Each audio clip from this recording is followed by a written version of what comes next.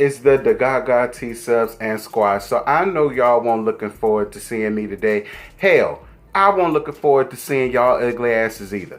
But girl, I had to put up all of the pomp and circumstances because of last night's Verzuz battle between Brandy and Monica. Girl, was it such an epic moment in music and the culture. It was an epic moment in time for the music and the culture. Hold up, y'all. Oh my God.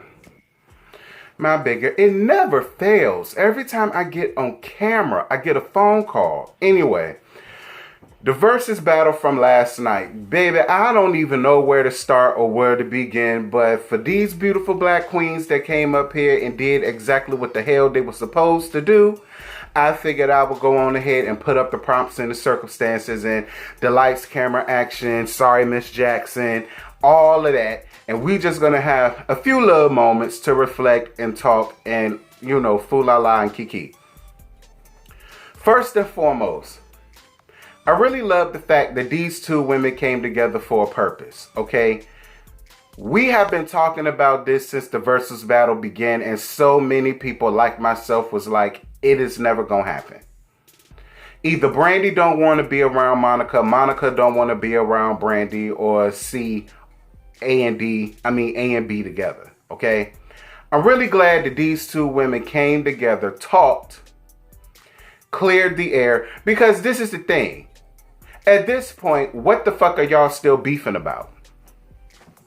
I mean, at some point, somebody had to be mature enough to say, listen, this beef has been going on way back when, since the Boy Is Mine, since Monica punched Brandy in the face down to the damn VMAs. And you could tell because Brandy was all upset, all down to her eye, her face, and everywhere else, while Monica was sitting over there. This is pretty important that she wanted to be doing what she had to do. You could tell Brandy was very bothered. You understand me? The beef been going on since then. It is now 2020. Both of you women are mothers. Both of you women were married, divorced.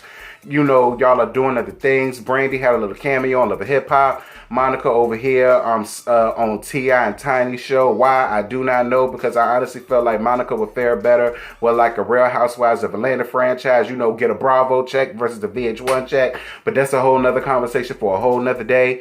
And you know, life is not the same for them two anymore. So I'm really glad that the both of them came together, sat down, said, listen, this is what you did and I ain't like it. This is what I did to you and I'm sorry that I did that to you. Can we come to a common ground, at least enough to give the people what they want? Now, is this a situation where they only did that just to give us what they want, what we want, so, you know, we could just shut the hell up about it? Or was this a situation where the both of them said, like, girl, I'm tired of the beef. It went on for way too long. And at this point, I still don't know why the hell I'm mad at you. I honestly feel like management probably had a strong hand up until why they was even beefing in the first damn place.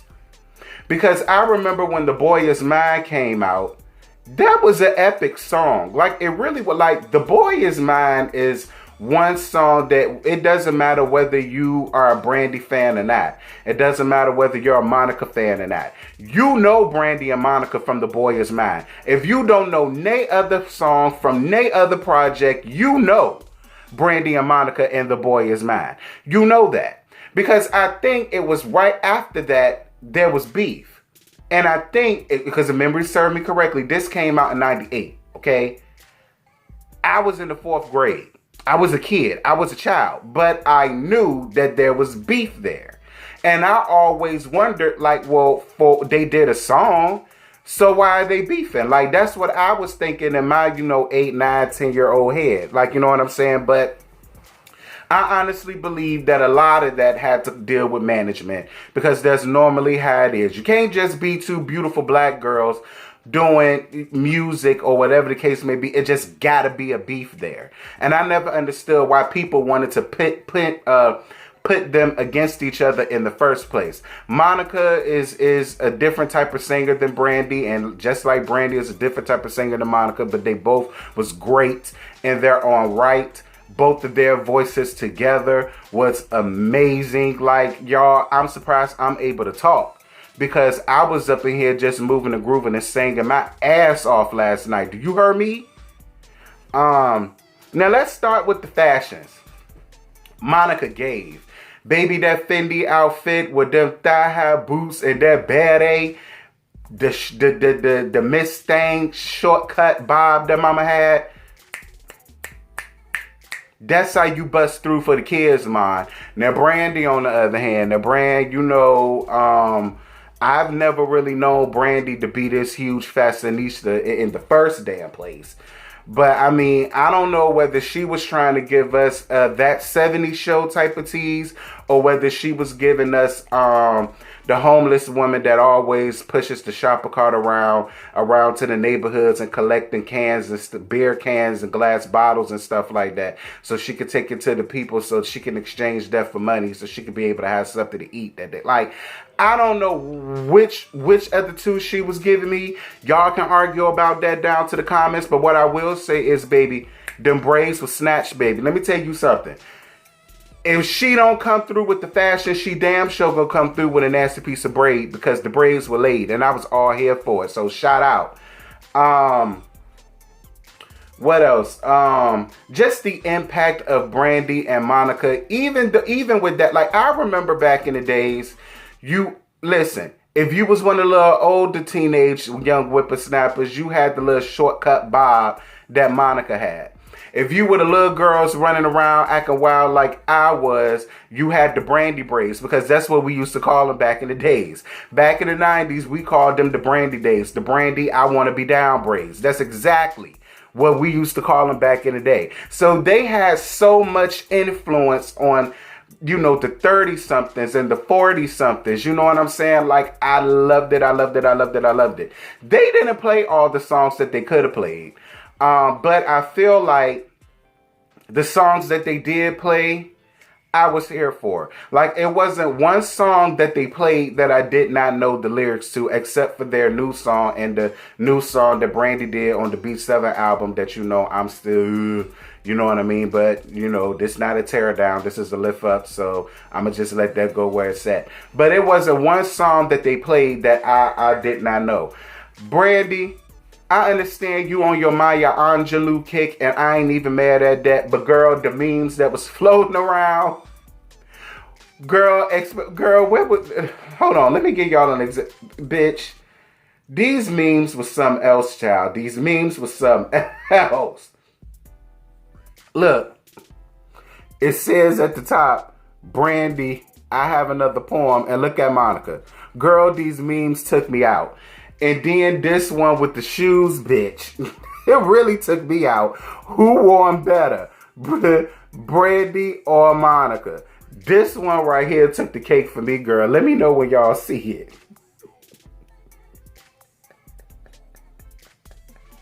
But what I love about it, and what I also love about it, was that Monica even made reference to the memes of her being in them ugly, dusty ass Pocahontas type shoot. Like, Monica got a man feet. Like, Monica got feet like mine. Like, I think if her feet was cute and petite, it wouldn't be such a huge deal. But them, girl, what you wear in a men's, man? A 9.5, 10? Like, but what I love is she was lighthearted about it. It really didn't make her feel no type of way.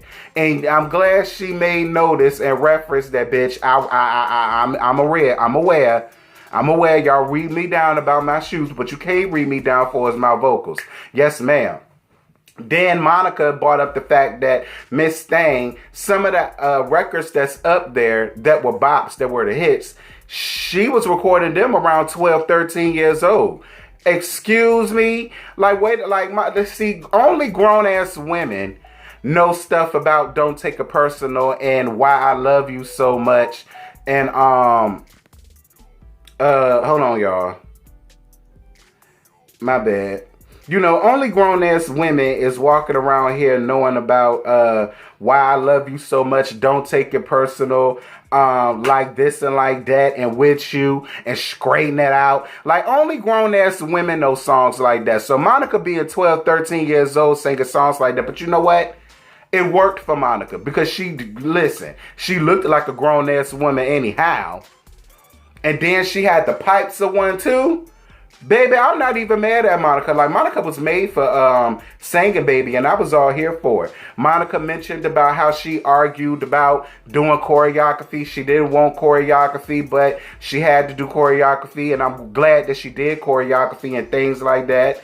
Brandy talked about, you know, a lot of the songs that she wrote about. She was had struggles and dealings and things like that. Like, I'm really glad that they gave us an inside perspective of where their mind state was around the times where they made those songs that are hits that stick like grits, bitch, because I went up.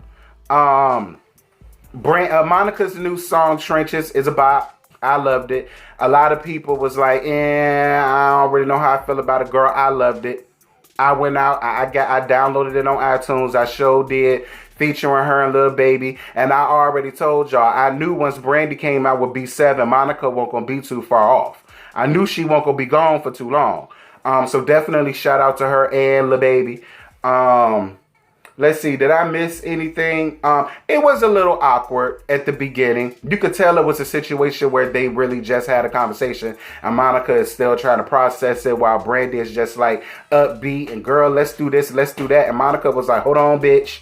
Like, me and you, we talked and but, you know, listen, I'm not about to be running around here getting my Brandy. I want to be down braids with you and, you know, talk about doing tours and all of that. But at least they talked. And at least they got their angst out. That's the most important thing here. Shout out to Michelle. Baby, look, there was 1.2 million in this Verzuz battle. I can't wait to see the numbers from everybody else's. And everybody popped through, bitch. When you got Michelle Obama, our first lady, busting out of the bushes, talking about how she's singing and gyrating and doing whatever she want to do with my man, I was all here for it. Like, bust through, Michelle Obama. You better let us know that you down for the Brandy and Monica Verzuz battle. There was so many actors and actresses, rappers, singers, producers. Like, there was so many of them in the chat living for this moment. And it was a beautiful moment by all. So congratulations to Monica. Congratulations to Brandy. I'm really glad that y'all was able to come together and give us, your fans, what it is that we wanted. And that was to see the both of y'all do a Verzuz battle. There isn't one winner in this. Both of these women are winners here. I know it was funny games with the, oh, I'm team Monica, I'm team Brandy. I'm team both of them. These are both two beautiful black queens that paved the way for a lot of artists that we have today. They was responsible for a lot of trends that happened back in the day that still goes on to this day. Their music is timeless. It's never going to go nowhere. Congratulations to both of these beautiful black queens. Y'all are both winners in my book. Y'all both did the damn thing. Y'all, let's get the discussion popping. Drop down in the comments. Y'all let me know y'all best, y'all worst, y'all most memorable moment from last night or from Brandy and Monica, period. And I'm going to holler at y'all some other time. Bye.